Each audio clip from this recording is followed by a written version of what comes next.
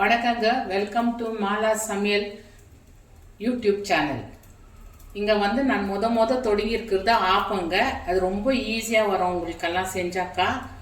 அதனால் வந்து அதோட இது எல்லாம் நான் சொல்கிறேன். நான் என்னென்ன போடணும், என்ன தேவையான பொருட்கள் எல்லாம் நான் சொல்கிறேன்.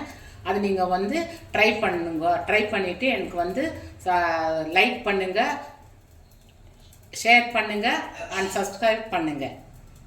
தேவையான பொருட்களுங்க இது ஒரு பாவு அரிசி வந்து ஒரு பாவு அரிசிக்கு 2 குழிக்கரண்டி இந்த மாதிரி சின்ன கரண்டி, ஏதாவது இந்த மாதிரி குழிக்கரண்டி இருக்கணும். 2 கரண்டி வந்து ரவைங்கோ.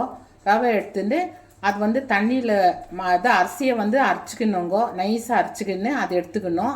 இந்த ரவையை வந்து கொஞ்சம் தண்ணி ஊற்றி உப்பு போட்டு தேவையான அளவு உப்பு போட்டு 2 குழிக்கரண்டி ரவையை போட்டு அது கஞ்சி காய்ச்சிடணுங்கோ. காய்ச்சிட்டு ஆறிட்ட பிறகு ரெண்டும் மிக்ஸ் பண்ணி வச்சிடுங்கோ. வச்சுட்டு காலையில் அது வந்து புளிச்சிட்ட பிறகு அதை கொஞ்சம் அதில் வந்து சோடா மாவும் சர்க்கரையை போட்டு 1 ஸ்பூன் சர்க்கரை 2 ஸ்பூன் சர்க்கரை போடுங்க. ஏன்னா நான் காம்ப்ளான் ஸ்பூன் யூஸ் பண்ணுறேன். 2 ஸ்பூன் டேபிள் ஸ்பூன் சர்க்கரை போட்டு அதை வந்து மிக்ஸ் பண்ணிவிட்டு நீங்கள் ஊற்றலாம். சுவையான ஆப்பம் ரெடி. இது தாங்க மாவு. இப்போ வந்து நம்ம வந்து என்ன பண்ணோம், கடாய் வச்சுட்டு டிஷ்யூ பேப்பரில் கொஞ்சம் எண்ணெய் தடவி தேய்ச்சிக்கணுங்க. தேய்ச்சிக்கின்னு ஒரு அளவுக்கு ஒரு மீடியம் ஃப்ளேம் வச்சுக்கணும். வச்சுன்னு ஒரு கரண்டி மாவு எடுத்து இப்படி ஊற்றுனங்க. ஊற்றிட்டு இதை இப்படி ரொட்டேட் பண்ணணும். இப்படியே ரொட்டேட் பண்ணணும். ரொட்டேட் பண்ணிவிட்டு வச்சுட்டு இதுக்கு ஒரு மூடி போட்டுடணும்.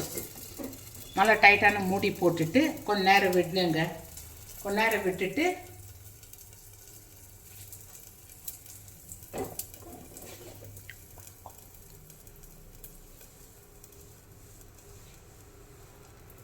மூடி திறந்த உடனே ஆப்பம் பாருங்கள் அப்படியே எழும்பி வருது பாருங்கள். என்ன நல்லா வருது பாருங்கள்.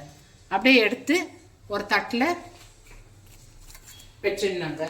இப்போ பாருங்கள் இன்னொரு ஆப்பம் ரெடி ஆகிடுச்சு. அப்படியே எழும்பி வருதுங்க. பார்த்தீங்களா? இந்த மாதிரி நான்ஸ்டிக் கடாயில் ஊற்றிக்கோங்க. ரொம்ப நல்லா வரும் ஆப்பம். சுவையாகவும் இருக்கும்.